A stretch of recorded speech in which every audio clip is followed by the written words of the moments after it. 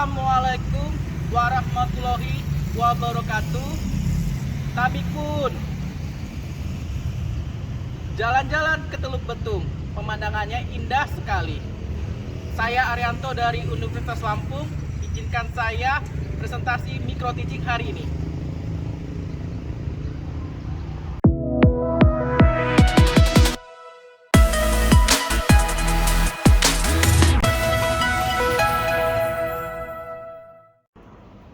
Oke, pada kesempatan ini saya akan mencoba menjelaskan rencana pembelajaran semester mata kuliah algoritma dan pemrograman.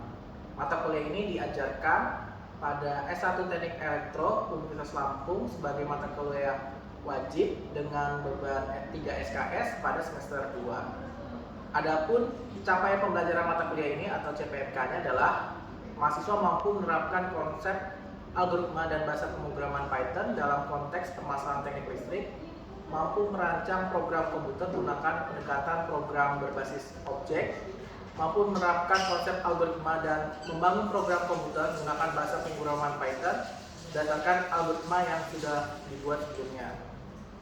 Sub CPMK-nya adalah mahasiswa memahami algoritma, diagram alir, jenis-jenis variabel, daftar, list, struktur dan Python seperti list, array, matriks, operasi matriks, pembuatan grafik, pengurutan dan pemrosesan data. Yang kedua, memahami pemrograman berbasis objek dan mengimplementasikannya menggunakan bahasa pemrograman Python. Memahami pemrosesan data, visualisasi dan regresi linear menggunakan bahasa pemrograman Python, terutama menggunakan library Matplotlib dan juga Seaborn, serta menggunakan teknik regresi linear menggunakan Skitler. Deskripsi mata kuliah ini adalah memberikan pengantar kepada mahasiswa prinsip dan konsep pemrograman prosedural dan berbasis objek menggunakan bahasa pemrograman Python.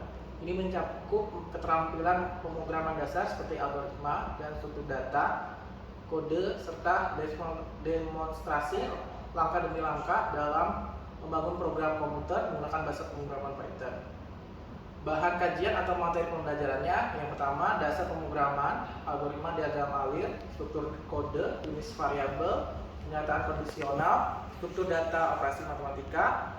Yang kedua adalah pemrograman berbasis objek. Yang ketiga pemrosesan data dan visualisasi dengan Python, analisa data dengan Pandas dan NumPy, visualisasi data dengan Matplotlib dan Seaborn, pengantar analisis regresi, teknik regresi lanjutan dasar-dasar pembelajaran mesin, pengantar kecerdasan buatan dengan Python. Berikut adalah video pembelajaran untuk pertemuan ke-13 tentang dasar-dasar pembelajaran mesin atau mesin learning. Assalamualaikum warahmatullahi wabarakatuh. Waalaikumsalam warahmatullahi wabarakatuh.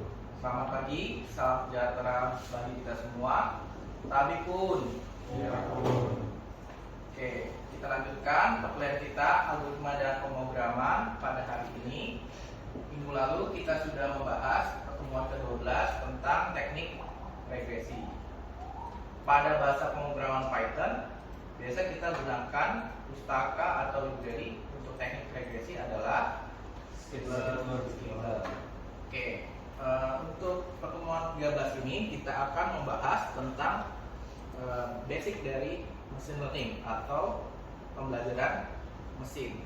Untuk memulai perkuliahan ini, silakan absensi menggunakan siakadu. Bisa di barcode untuk absensinya.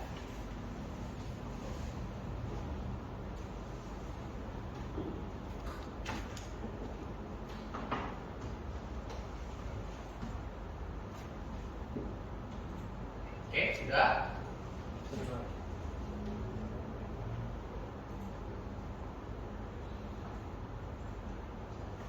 Baik, hari ini kita akan coba berkenalan dengan teknologi yang sangat hype hari ini atau sering digunakan, yaitu teknik machine learning ya, terutama pada bidang teknik elektro.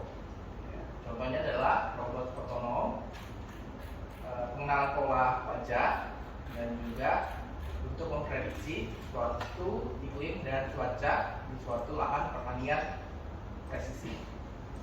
Nah, sebelum masuk ke machine learning, ada yang mau berpendapat apa itu machine learning? Oke, silakan. Di sini mengenal diri, perkenalkan nama saya Dimas Aryadi. Menurut saya, machine learning itu salah satu cabang dari kecerdasan buatan yang dimana dia belajar dengan cara memprediksi suatu data dengan algoritma tanpa instruksi spesifik. Ya, oke. Jadi kata kunci di sini adalah definisinya adalah machine learning merupakan cabang dari kecerdasan buatan yang melibatkan penggunaan algoritma dan juga model statistik untuk memungkinkan komputer melakukan tugas tanpa instruksi yang eksplisit. Oke, hari ini kita belajar tentang machine learning atau pembelajaran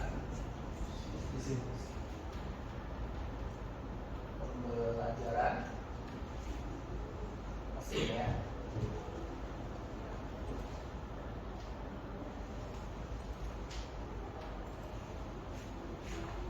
Secara definisi tadi merupakan cabang ilmu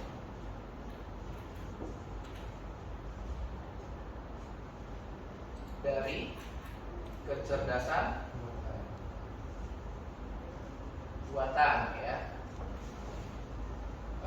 Dia merupakan gabungan dari algoritma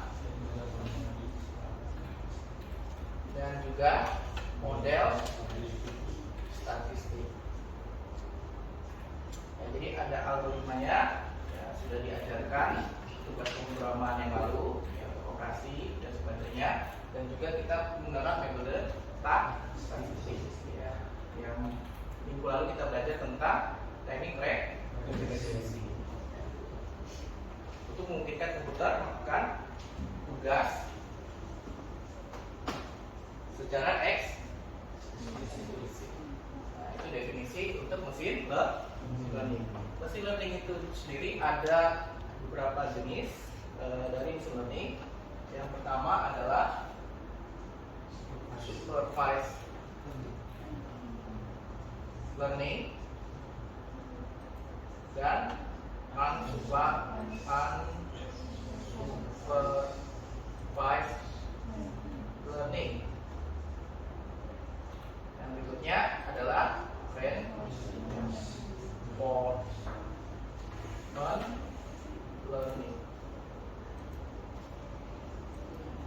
Jadi supervised learning atau pembelajaran terawasi ya, dia memiliki ciri khas bahwa ada label ya. Sedangkan untuk unsupervised learning dia tidak berlabel.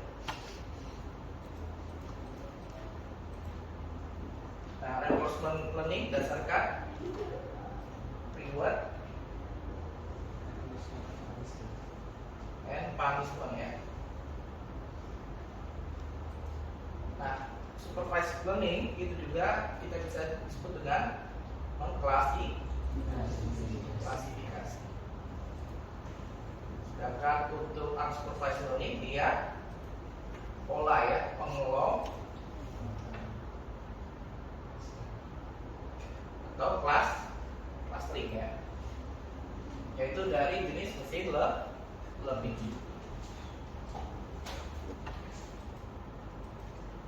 Nah, mengapa kita menggunakan Python dalam machine learning? Penggunaan Python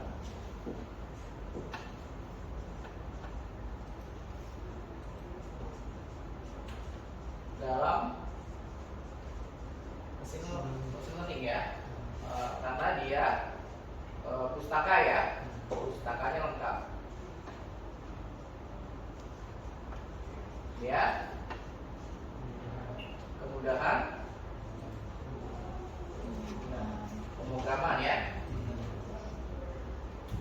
Nah, pemrograman yang sintaksnya tidak ada titik koma itu adalah Python, sehingga kita bisa mengurangi kesalahan kita coding ya.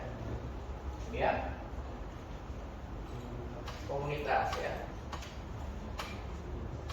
Komunitas internet dan sebagainya, sehingga kita bisa bertanya apabila kita kesulitan untuk memprogram sebuah program misalkan dalam mesin learning. Yang kedua, yang keempat, integrasi. Integrasi maksudnya di sini kita bisa lintas program ataupun lintas platform untuk membuat sebuah program yang bisa dijalankan atau dideploy dalam sebuah website dan sebagainya.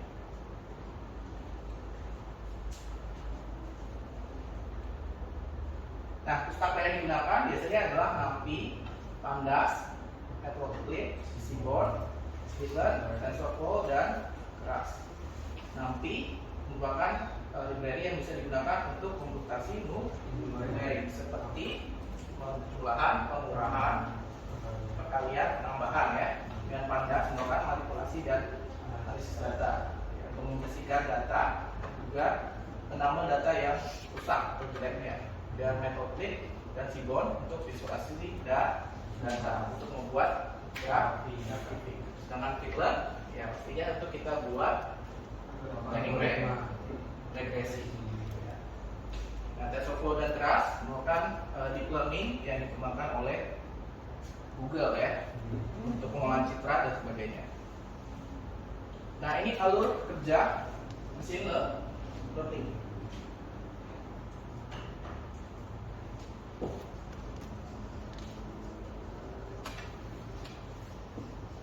Yang pertama adalah kita mengumpulkan data.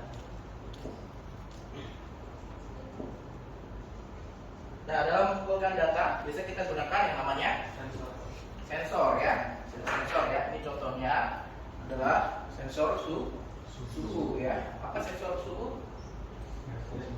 DHT11 ya. Kalau kita lihat seperti ini, dia akan menunjukkan nilai temperatur pada saat ini adalah 24,8 derajat Celcius ya. Jadi bisa coba dilihat. Nah, data ini juga kita bisa kirim menggunakan internet ya. Nah, contohnya di sini adalah TickPic ya. Jadi secara real time data akan terkirim seperti ini ya di dalam internet. Nah, itu proses untuk mengumpulkan data.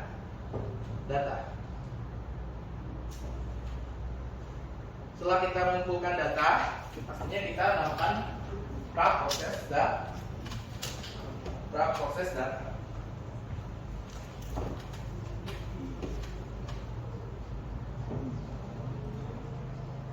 Pra-proses data ini digunakan untuk membersihkan data dari outlier, isi value, dan nilai 0 dengan menggantikannya dengan nilai modus ya. Apa itu modus? Nilai yang sering muncul ya dalam bidang statistik ya. Melakukan rekayasa fitur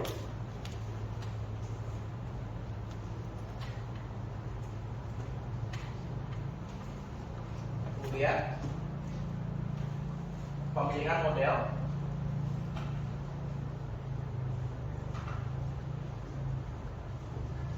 Nah, jadi machine learning ini akan belajar dari hasil pendapatan dari pemilihan model ya. Sebelumnya yang sudah kita dapatkan dari dataset yang kita training ya. Kemudian kita melakukan pelatihan ya, evaluasi dan deploy atau penerapan.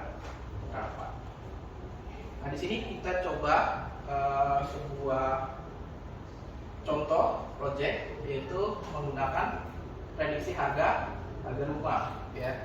Pertama kita lakukan penyataan masalah ya. Kita cari masalah ya.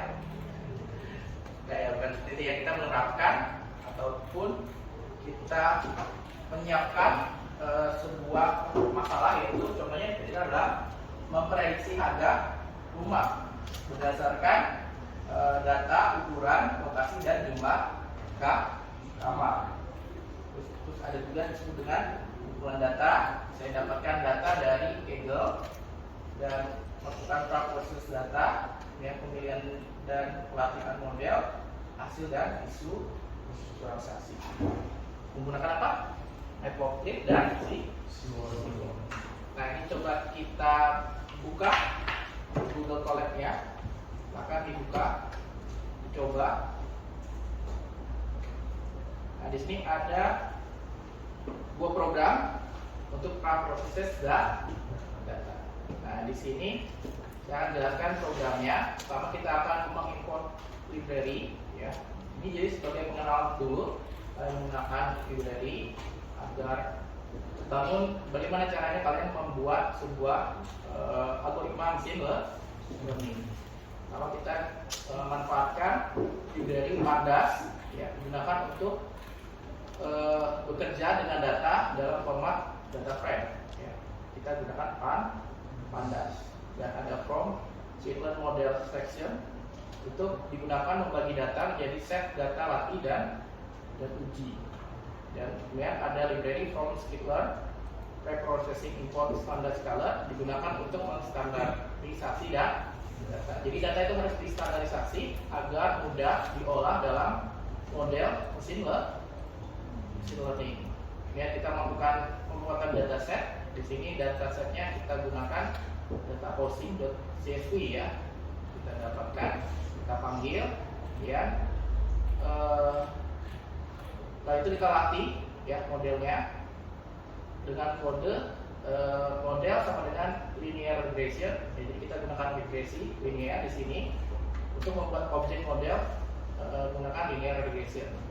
Dan latih model dengan kode model.fit extract scale train, ya, untuk melatih model regresi linear pada data latih yang telah terstandarisasi extract scale dengan target Y-frame-nya, ya, dan melakukan prediksi, ya, dengan Y-predict sama dengan model prediknya untuk standarisasi test scale dan minta hasil prediksi dalam variabel Y.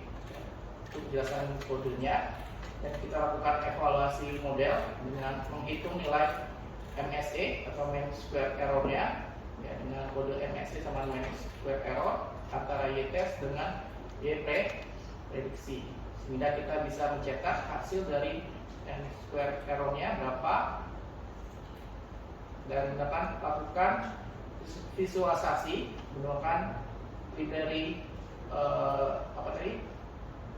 Pandas dan Matplotlib, ya. Nah, di sini gunakan library Matplotlib, ya, sehingga kita bisa memplot hasil dari aktual dan prediksi harga rumah seperti ini, ya. Jadi dengan machine learning kita bisa membuat secara langsung, ya, dari data yang ada kita bisa memplot nilai aktual dan prediksi. Selain itu juga machine learning juga digunakan untuk menentukan pola, ya, dari wajah. Nah, ini contoh dari program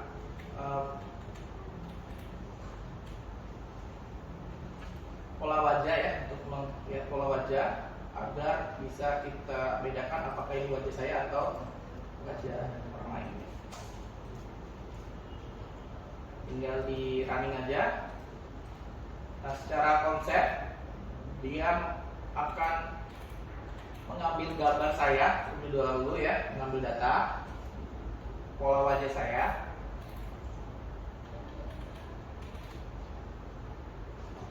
Jadi di sini, ya, dia akan mengambil contoh gambar foto muka saya, ya, dia akan men-training. Jadi prosesnya adalah mengambil gambar dari webcam, kamera dari komputer laptop saya, kemudian dia akan memberikan tagging, ya, pada muka saya dengan rectangle, ya, atau kotak, ya. Dan setelah saya merunning programnya, dia akan sudah belajar tadi, ya, sebelumnya, dia akan mendeteksi muka wajah saya.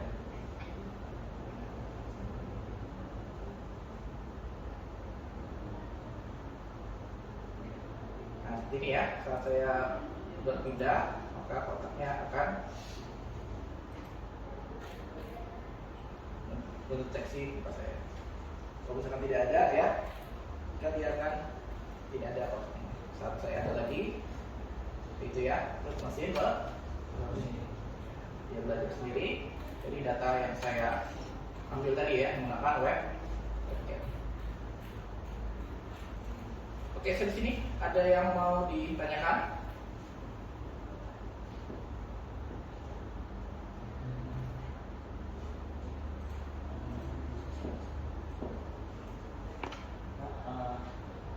Mengenai apa kita menggunakan supervised learning dan unsupervised learning.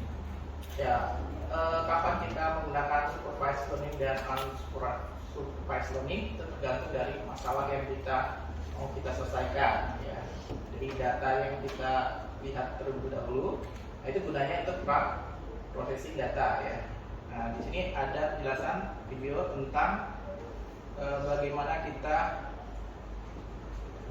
menerapkan ataupun apa perbedaan antara unsupervised learning dengan supervised learning ya.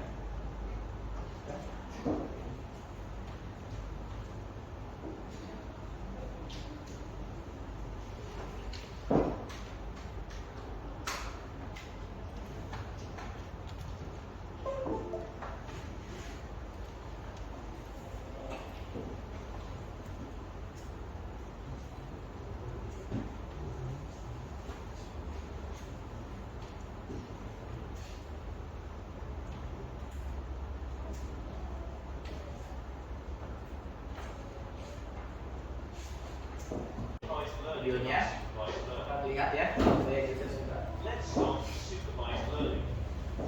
An easy way to understand what supervised learning is to just look at the literal meaning of the words that make Jadi supervised learning di sini kita bisa definisikan bahwa dia adalah untuk mengamati dan mengarahkan tugas yang diberikan ya, itu kuncinya ya.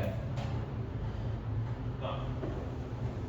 The word supervised means to observe and direct the execution of a task. It's just like learning a task or an activity through observation. Supervised Nah, learning caranya untuk belajar kita akan melabeli ya. Contohnya seperti guru sedang mengajarkan alfabet ya. Misalkan guru bilang A, maka murid akan mengingatnya sebagai The A. overall process Kalau B, involves children identifying and remembering maka how each alphabet looks like. mahasiswa dan mahasiswa bisa bilang When we seperti itu. talk about this in relation to AI, it is equivalent to the AI model learning by looking at lots of labeled data. Data is said to be labeled when Nah, bagaimana dia mengenali atau mengklasifikasikan sebuah data dari misalkan kucing dan For anjing? example, in a data set consisting Kita lihat dari the images label yang diberikan ya. of a dog, for example. Misalkan dari kupingnya Let's ataupun consider the juga primary dari style data set. penampilan dari There are si multiple anjing dan kucing. characteristics of the flower Nah, ini base, contohnya dari sequel width, length width are given. Sitosa dan Sapodia ya. Dilihat dari lebar dan tinggi daun, lebar daunnya juga ya, tinggi tangkai dan sebagainya ya. Itu bisa mendefinisikan atau mengklasifikasikan bahwa itu bunga sitosa dan Sarkodia. Nah, bagaimana untuk All these characteristics and features, while the type is unsupervised learning? different in its approach when compared to supervised learning. Ya, jadi dia didefinisikan sebagai kita bisa mensupervisi ya, ataupun mengawasi dari data yang ada dan juga melihat pola-pola yang ada dari dataset yang kita dapatkan untuk clustering. Nah, contohnya di sini It's ada essential anak first to learn bayi something yang about untuk supervision. belajar, dia masih belum tahu apakah itu kucing ataupun anjing ya. Ya. Nah, bagaimana dia belajar untuk kelompokkan itu anjing ataupun kucing? Ternyata ada ciri khas seperti itu ya. Bisa mengelompokkan apakah itu kucing ataupun juga anjing. Ya dengan For example, if we have a data set consisting of different animal sounds without explicitly mentioning which sounds belongs to a particular animal,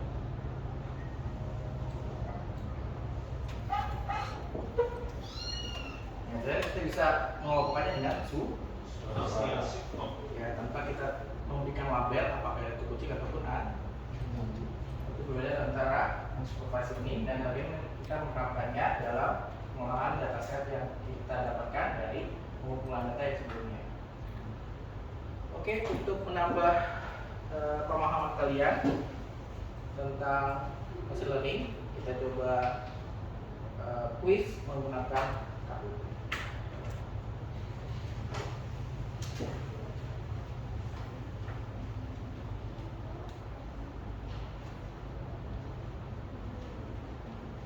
Ya, untuk game ya, yaitu 595 5932 ya.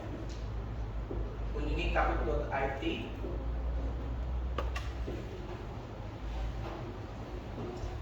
Tulis nama biar 3 NPM terakhir ya.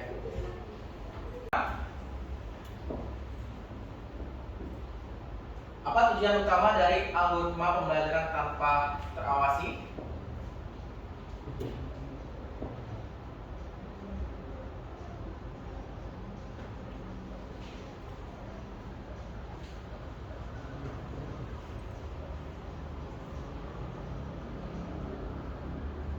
Oke, jawabannya menemukan pola dan hubungan dalam data yang tidak berlabel ya. Kata lain dari pembelajaran tanpa terawasi, unsupervised learning. Ya, jadi kata kuncinya adalah pola dan hubungan dalam data yang tidak berlabel. Oke, soal nomor 2. Oke, Dimas ya. Udah belajar keras dari malam ya.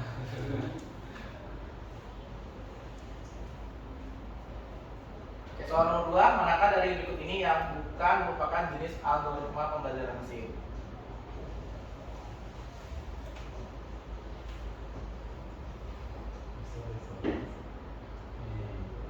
Oke, pemrograman genetik ya atau genetic programming bukan dari mesin learning, masih AI.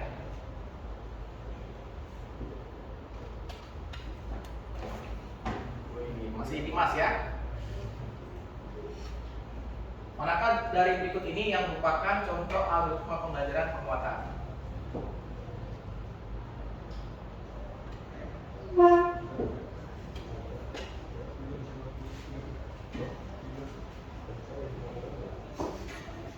Oke, contohnya learning ya. Apa namanya di algoritma pembelajaran penguatan? Apa namanya dari algoritma pembelajaran penguatan? Reinforcement learning ya. Masih Dimas. Cipta mana nih Cipta? Oke, soal berikutnya, apa tujuan utama dari algoritma pembelajaran terawasi?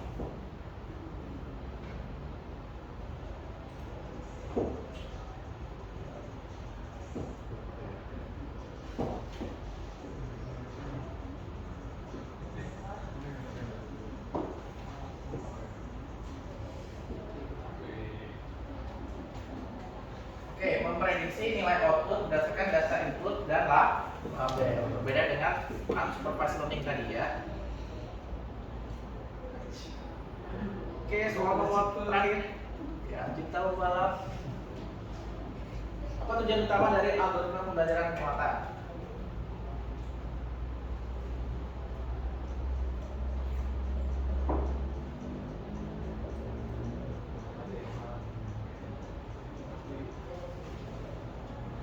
Oke, mengoptimalkan kinerja agen dalam lingkungan yang kompleks. Nah, contoh dari pembelajaran penguatan atau reinforcement learning adalah AlphaGo ya, bermain catur, berlatih agar bisa mengalahkan manusia ya, gitu ya. Oke, demikianlah pertemuan kita hari ini. Semoga pembelajaran hari ini bisa bermanfaat buat kalian. Atas perhatiannya saya sampaikan terima kasih. Wassalamualaikum warahmatullahi wabarakatuh.